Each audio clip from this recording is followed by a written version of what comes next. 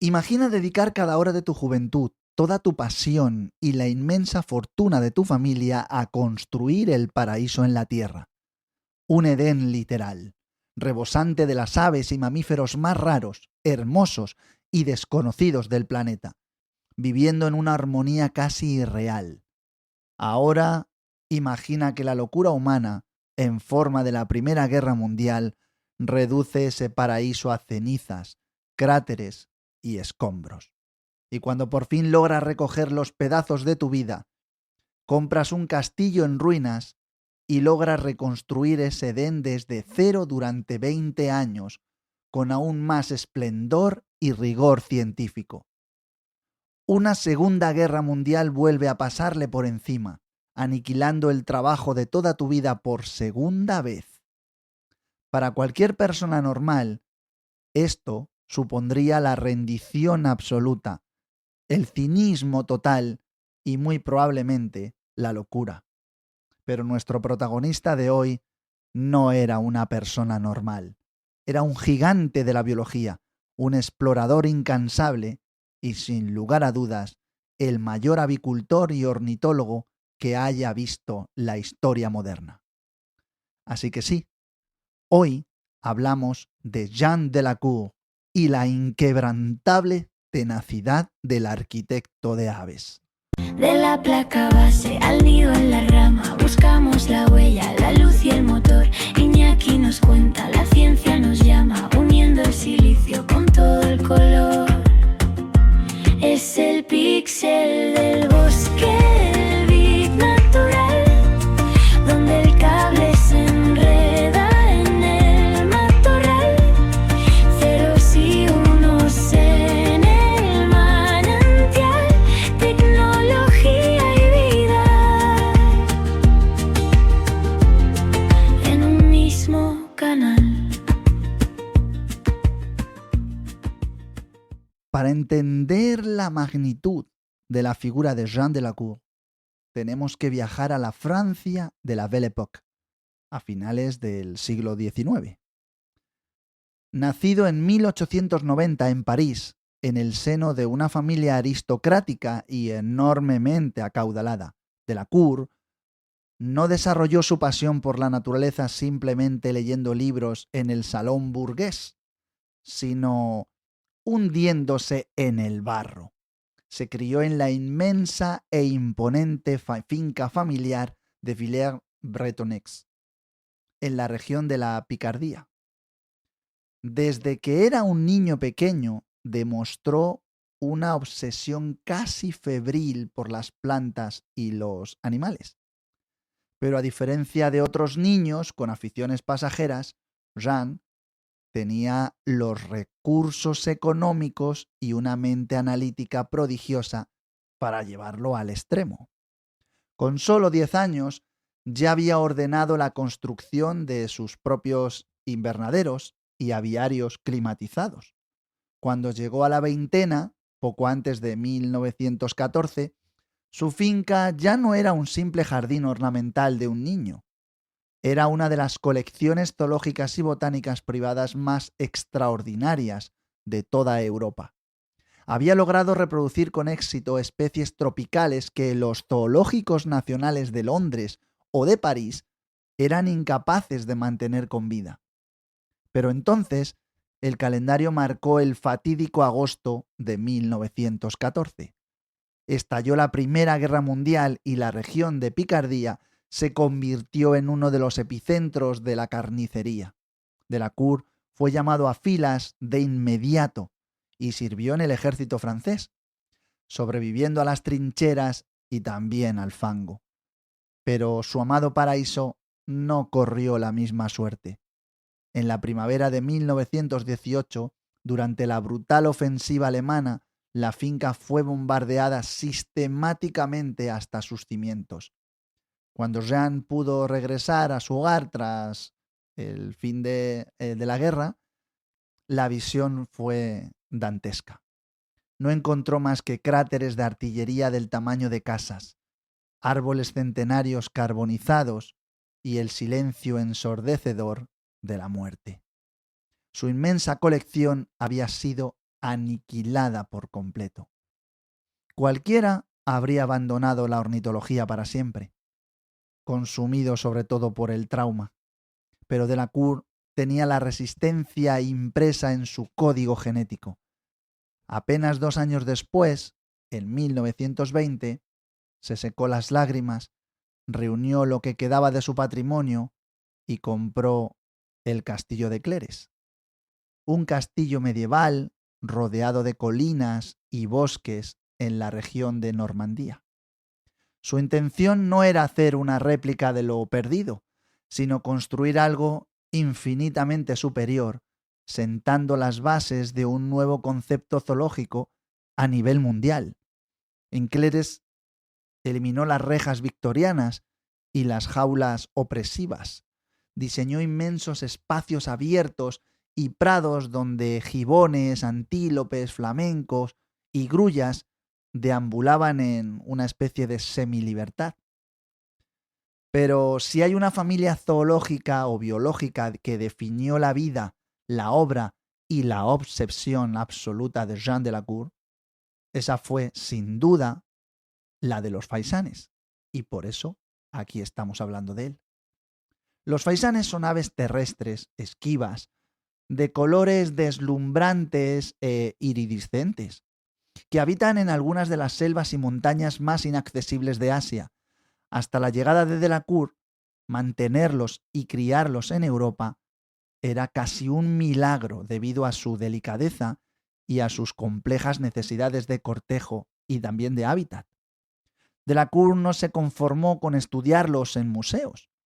Durante las décadas de 1920 y 1930 organizó y también financió personalmente 7 expediciones científicas titánicas y peligrosísimas a la inexplorada Indochina, lo que hoy es Vietnam, Laos y Camboya, atravesando selvas infestadas de malaria, de sanguijuelas y terrenos escarpados. Delacour iba en busca de los faisanes más raros del mundo. Su hallazgo más legendario ocurrió en 1923. El bellísimo y enigmático faisán imperial, un ave azul oscuro y brillante que parecía un mito local. Delacour logró lo impensable. Capturó una pareja viva y la llevó sana y salva hasta su castillo en Normandía, donde además logró reproducirla, salvando temporalmente a la especie del olvido. También redescubrió y crió al faisán de Edwards, actualmente faisán de Vietnam, un ave que hoy está prácticamente extinta en estado salvaje y cuyas poblaciones actuales en zoológicos descienden en gran medida de los ejemplares que él mismo trajo en barcos desde Vietnam y multiplicó en sus aviarios. Esta especie ya hemos hablado en alguna ocasión aquí en el Píxel del Bosque.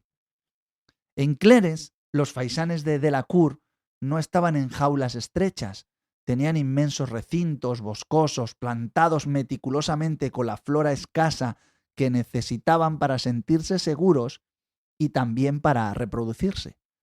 Delacour llegó a albergar la colección de faisanes vivos más completa que jamás haya existido en la Tierra. Pero la historia tiene un sentido del humor algo cruel. En el año 1939 estalla la Segunda Guerra Mundial.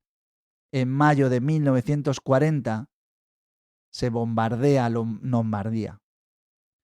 El castillo de Cleres sufre un ataque directo. Delacour revivió la pesadilla de su juventud. Vio cómo las bombas incendiarias consumían sus aviarios, que eran pioneros, y cómo ardían sus bibliotecas. Así que tuvo que huir, tuvo que escapar literalmente con lo opuesto hacia Estados Unidos. Atrás quedaba su segundo Edén, sus preciosos y rarísimos faisanes, fruto de décadas de expediciones por las selvas asiáticas, murieron de hambre, fueron devastados y se dispersaron por los bosques normandos. Al desembarcar en Nueva York, Delacour era un refugiado sin nada material, pero el mundo científico transatlántico le recibió con absolutos honores. Trabajó en el zoológico del Bronx y en el Museo Americano de Historia Natural. Y más tarde dirigió el Museo de Historia Natural de Los Ángeles.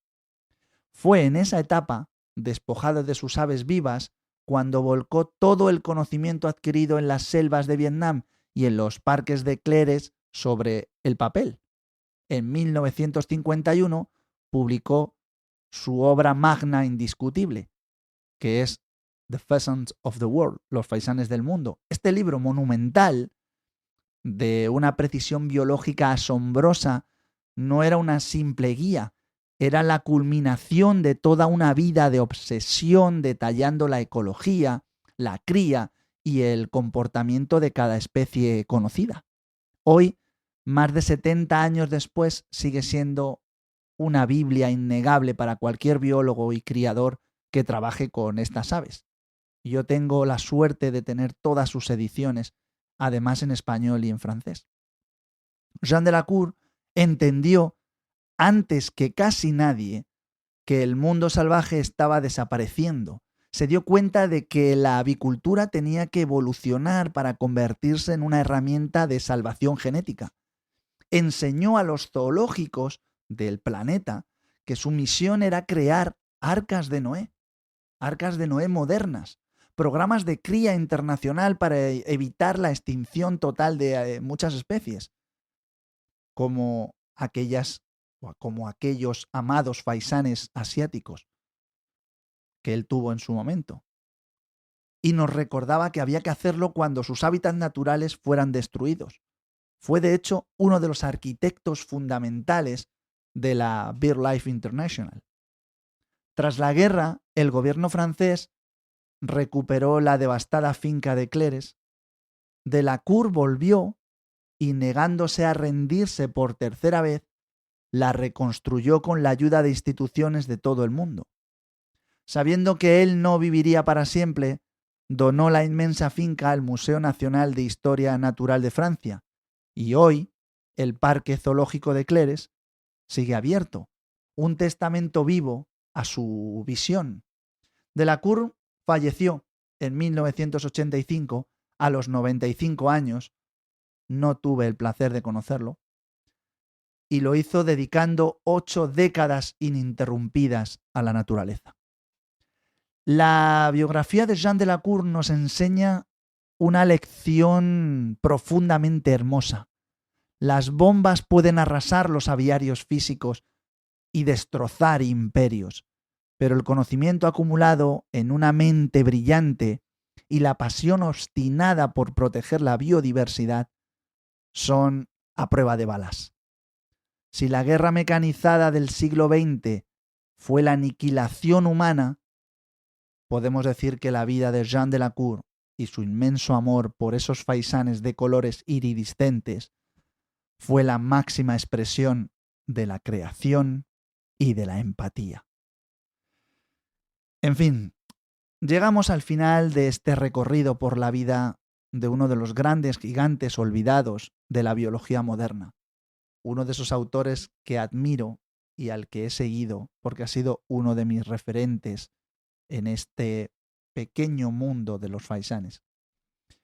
Su figura nos recuerda que los seres humanos siempre tenemos la responsabilidad ineludible de volver a plantar las semillas y de ayudar a reconstruir los nidos.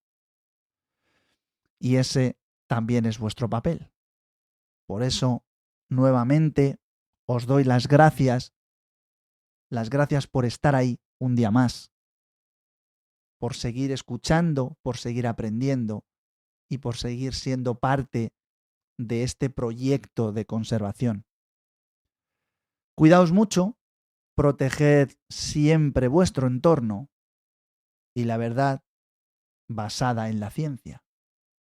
Y lo más importante, nos escuchamos en el próximo Píxel. El bosque te observa, el píxel se apaga, pero la aventura no tiene final. Guarda la copia, que nada se deshaga. Nos vemos muy pronto en el mundo real.